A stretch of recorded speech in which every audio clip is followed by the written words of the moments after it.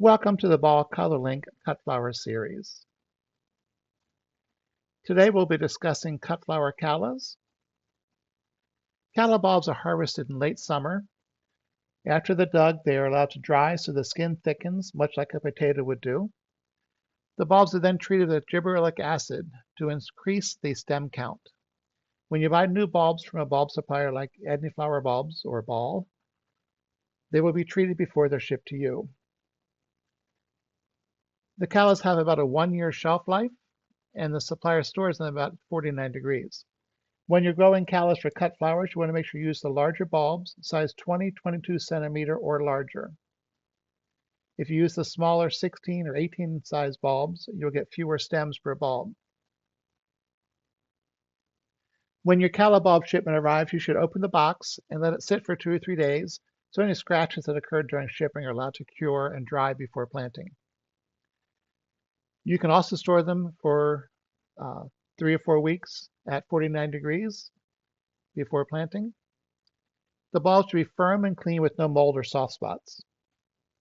You want to make sure you order your bulbs in advance, and if you want to succession plant them, you should place all your orders in the spring for deliveries throughout the summer. They're available in bags of 25 per color, and Ednie also offers a cut flower collection, which is 7 colors, 5 bulbs of each. This allows you to grow a wider variety of colors without having to buy 25 of each. Calla bulbs are planted with the smooth side down and the eyes of sprouts pointing up. You cover it with about 2 inches of soil above the bulb. And an interesting thing about callas is that the roots grow from the top of the bulb, not the bottom, like you would see in a tulip or a lily. You can grow them in ground beds in a greenhouse or tunnel, and you want to use about 12-inch spacing. They can also be field grown with 12-inch spacing. You want to be careful not to plant them too close, because if you plant them too close, they will reduce the flower stems. They can also be grown in bulb crates, planting 5 bulbs per crate. You use about 4 to 5 inches of soil under the bulbs and the 2 inches of soil over them. If growing in crates, you can use ProMix BX or something similar.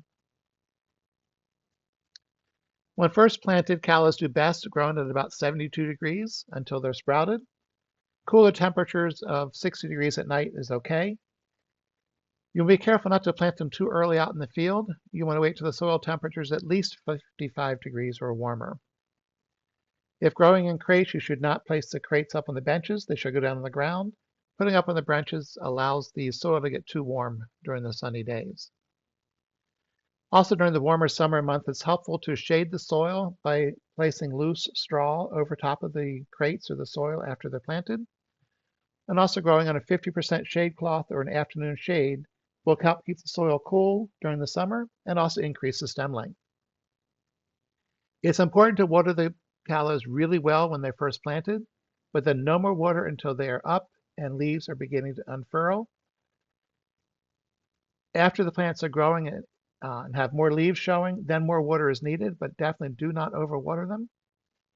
When flower buds begin to show, you can increase the watering to 2 to 3 times a week. When flowers are growing and forming, you do not want them to dry out.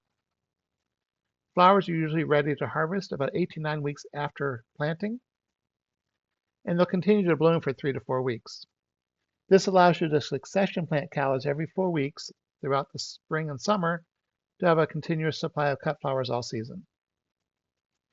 And if you have a heated greenhouse, you can grow callas year-round.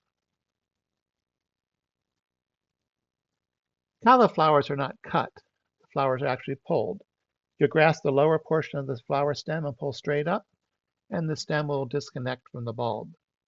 As you're picking, you want to line up the flower heads and then trim the stems to be the same length, keeping them as long as possible. To prevent the stems from curling and sinking into the bucket, use rubber bands to lightly bundle bunches of 10 to 20 stems, with a rubber band near the base and another one just below the flowers. Use tall, narrow buckets or tall vases so the flowers or stems are held upright. The leaves can also be pulled and used as a green filler in bouquets. You want to keep the water shallow in the vase or the bucket. Just 2 to 3 inches of water is enough, and use some kind of disinfectant in the water. The chlorine tablets are a good option for this. And because callas have a long shelf life on the plant, growers can plan to harvest just 2 days a week. For example, just harvest on Mondays and Fridays. Callas can be held in the cooler at 35 to 38 degrees for 7 to 10 days, stored in water. The vase life is still 7 to 10 days and sometimes longer.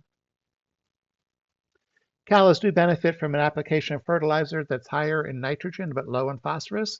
Something like a 16-4-12 works well. Callas are winter hardy in zone 7 and warmer.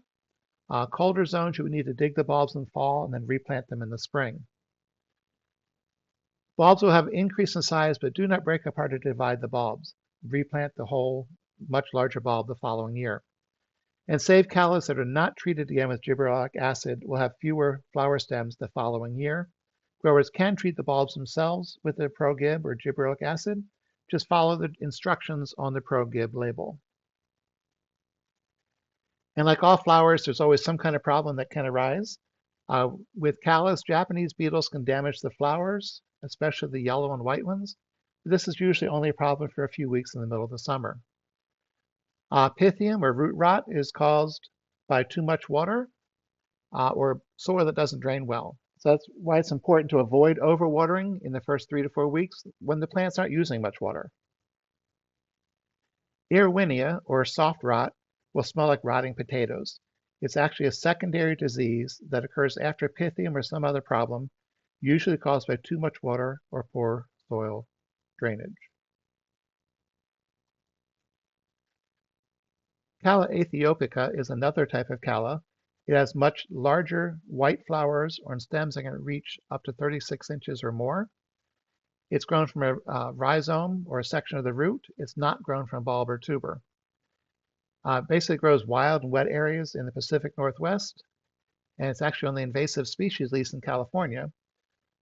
But growers can grow these in a greenhouse in other areas for spring blooms. It's also often grown in pots submerged in fish ponds in the summertime. If you have any questions about growing callas as cut flowers, reach out to your ball seed rep, your ColorLink rep, or the ColorLink office.